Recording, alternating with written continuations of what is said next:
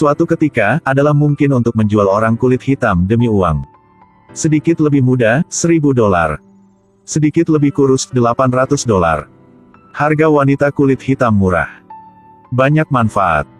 Bisa dipakai siang hari. Bisa bermain malam hari. Ini adalah salah satu periode tergelap dalam sejarah Amerika. Perdagangan budak hitam. Jika seseorang tidak dipilih, kemudian mereka akan diseret ke dermaga dan dipukuli sampai mati. Pemeran utama pria Solomon ditabrak oleh seorang pengusaha kaya bernama Ford. Gunakan $1.000 untuk membelinya. Pada saat yang sama, Ford juga melihat seorang wanita kulit hitam. Bersiap untuk membeli dia. Tapi budak orang kulit hitam juga manusia. Dia juga punya perasaan. Wanita itu menangis dan memohon kepada Ford membeli kedua anaknya. Pak Ford tanpa belas kasihan berniat membeli kedua anak ini. Tetapi penjual menawarkan harga yang lebih tinggi daripada wanita itu. Beritahu dua anak beberapa tahun dari sekarang. Ialah dua budak kulit hitam dewasa. Pak Ford berencana untuk menyerah. Dua anak terlalu kecil untuk melakukan pekerjaan itu. Harganya masih tinggi. Dibeli untuk makan dan minum selama beberapa tahun. Jadi dia memutuskan untuk tidak membeli dua anak itu. Hanya membeli wanita itu. Jangan bawa anak-anak, aku mohon. Saya mohon pada Anda ya. Jangan anakku.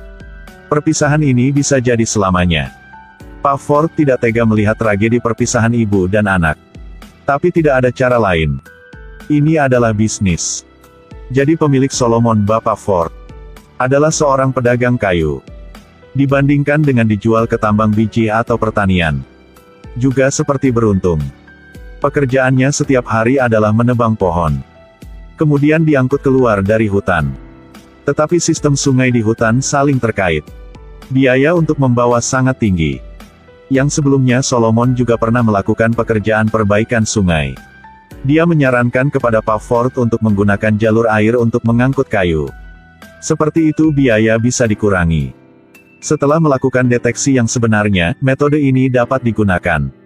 Bapak Ford memiliki pandangan yang berbeda dari Solomon. Setelah tahu Solomon suka biola, bahkan memberinya satu sendiri. Hal ini membuat Solomon merasakan sinar kehangatan. Bahkan dia masih merasa, mungkin suatu hari Bapak Ford akan membiarkan dirinya pergi ke utara. Tapi namun Bapak Ford memperlakukannya dengan baik. Tetapi pengawas berpikir bahwa Salomo mencuri kemuliaannya. Mulai membencinya di mana-mana. Sering mencari alasan untuk memukulnya. Pak Ford tidak ada di rumah hari itu. Pengawas datang untuk mencari tahu lagi. Bahkan ambil cambuk. Solomon juga marah.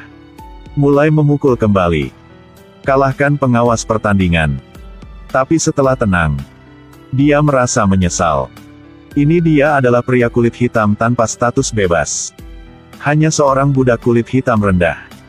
Sebenarnya pengawas yang marah mencari dua orang kulit putih untuk membantu. Bersiaplah untuk mencekik Solomon.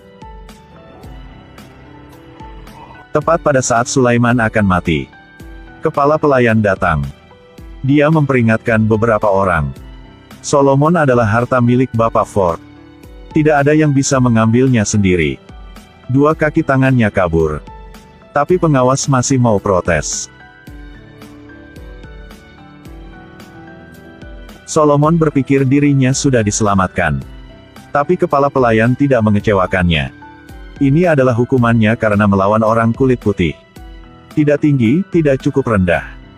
Tidak rendah tapi digantung juga tidak mati. Tidak tinggi, tapi berjinjit. Jadi seperti itu, dia tergantung di pohon sepanjang sore. Sampai matahari terbenam di gunung. Pak Ford akhirnya juga kembali. Dia melihat adegan Solomon. Buru-buru menyelamatkannya. Bapak Ford mengatakan, "Kamu memukul pengawas. Dia akan membunuhmu cepat atau lambat. Untuk melindungi nyawamu, aku akan menjual kamu ke pemilik budak lain." Solomon melihat Bapak Ford pedulinya seperti itu. Dengan tegas menyatakan identitasnya sebagai orang bebas saat berada di Amerika Utara. Dirinya ditipu dan dijual ke Amerika Selatan. Semoga Pak Ford dapat membantunya kembali ke utara. Tapi Pak Ford dengan tegas mendorongnya. "Apa leluconnya? Lepaskan kamu. Kamu adalah orang yang aku beli dengan uangku. Tidak biarkanmu mati adalah melindungi uangku. Solomon saat ini baru paham. Tidak ada yang pemilik budak yang baik. Budak kulit hitam di mata mereka. Itu hanya komoditas. Karena kisah Sulaiman memprotes orang kulit putih tersebar. Tidak ada pemilik budak yang mau membelinya. Pak Ford hanya perlu menggunakan harga rendah untuk menjualnya ke Ed. Ed adalah seorang pemilik budak. Hanya menanam bunga. Kepribadian yang sangat mesum. Dia sering tengah malam panggil budak untuk bangun. Menari sepanjang malam dengannya. Keesokan harinya, mereka membiarkan budak kulit hitam tidur sepanjang malam untuk terus memetik kapas. Budak hitam lelah sekalipun. Tetapi jika mereka tidak memetik cukup kapas, akan dicambuk. Kocok sampai dagingnya pecah. Budak yang Ed paling suka. Sebagai budak kulit hitam bernama Patsy. Dia sepertinya diretas. Setiap hari dia memetik bunga 2 kali lebih banyak dari yang lain. Ed sukanya karena tidak hanya pada hari dia bisa bekerja. Bahkan malam juga bisa. Ini membuat pemilik wanita cemburu. Sering menganiaya dia. Akhirnya pada sesuatu hari Patsy tidak bisa tahan lagi. Pada malam hari, dia diam-diam datang untuk mencari Solomon. Meminta Solomon mencekiknya. Karena dia Katolik, jangan bunuh diri. Solomon tahu. Kata-katanya bukan kata-kata dalam kemarahan. Juga bukan dorongan sementara. Dia ingin mengakhiri sakit ini. Tapi Solomon tak bisa melakukan. Hanya bisa berbalik dan tidak peduli padanya. Kebesokan hari. Tidak melihat Patsy. Ed berpikir dia sudah melarikan diri. Sangat marah. Tidak lama Patsy kembali. Ternyata terlalu panas. Pemilik wanita ingin mempersulitnya. Jangan beri dia sabun untuk mandi. Dia hanya bisa berlari ke peternakan sebelah untuk meminjam. Tapi Ed yang sadis pada dasarnya tidak mempercayainya. Dengan tegas berpikir dia adalah ingin melarikan diri. Tidak bisa lari, jadi cari alasan. Ed lepaskan semua pakaiannya. Diikat ke pohon. Gunakan cambuk untuk memukul dengan keras. Dengan setiap pukulan cambuk, kulitnya robek dan dagingnya robek. Sampai tidak ada satupun kulit sehat yang tersisa di punggungnya. Ed baru berhenti. Solomon menangis. Mungkin tadi malam seharusnya menyetujui permintaan Patsy. Bebaskan dia. Hal ini membuat Solomon awalnya sedang ragu-ragu melarikan diri. Memutuskan. Pasti memikirkan cara untuk melarikan diri. Ada saat ketika dia pergi membeli barang untuk pemiliknya. Tepat pada waktunya untuk melihat seorang pria kulit putih menggantung 2 orang kulit hitam. Ternyata budak berjalan di jalan jika mereka tidak memiliki kartu budak. Itu akan dianggap sebagai budak yang melarikan diri. Segera membunuh. Sepertinya tidak mudah untuk ingin melarikan diri. Hari-hari dan bulan-bulan kemudian. Solomon, di satu sisi, menanggung perbudakan yang tidak manusiawi dari pemilik budak. Satu pihak berpikir cara untuk melarikan diri. Hari itu dia menemukan jus stroberi. Dapat digunakan sebagai tinta untuk menulis surat.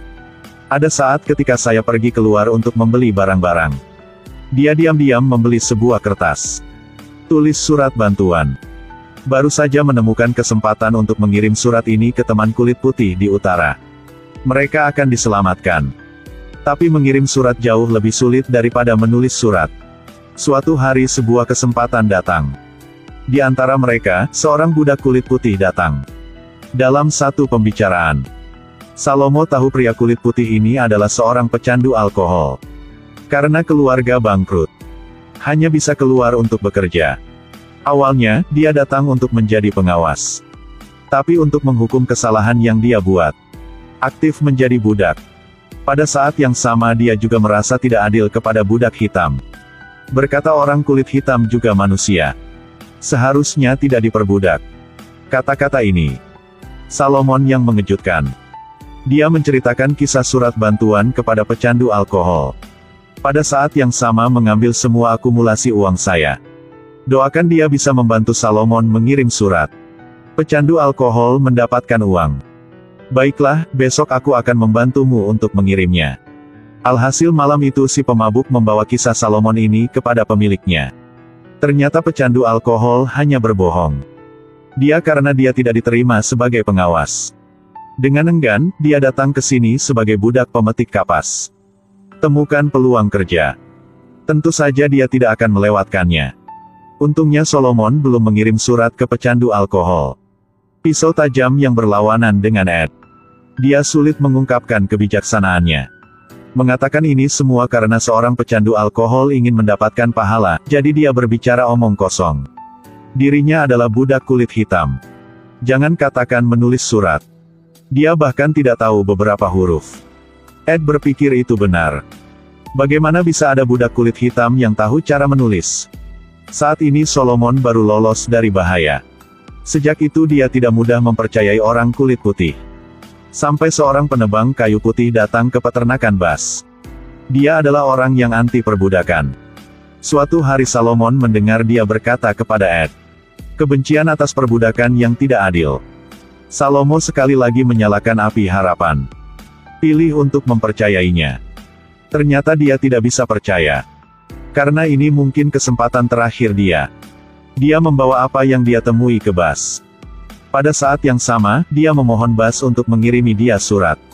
Kali ini dia bertaruh pada orang yang tepat. Bas sangat bersimpati padanya. Bantu dia mengirim surat dengan gratis. 2 bulan kemudian, teman kulit putih dari ujung Amerika Utara bawa seseorang untuk membuktikan bahwa Salomo adalah orang bebas. Dia akhirnya lolos dari neraka perbudakan. Melihat Solomon pergi, Patsy sangat senang. Sangat kagum. Ini juga sangat menyakitkan. Salomo memiliki penyelamat. Tapi Patsy tidak ada. Ribuan dan ribuan budak hitam juga tidak memiliki. Tidak lama Solomon kembali rumah. Sekarang sudah 12 tahun sejak dia ditipu. Film ini diadaptasi berdasarkan kisah nyata Solomon Northup.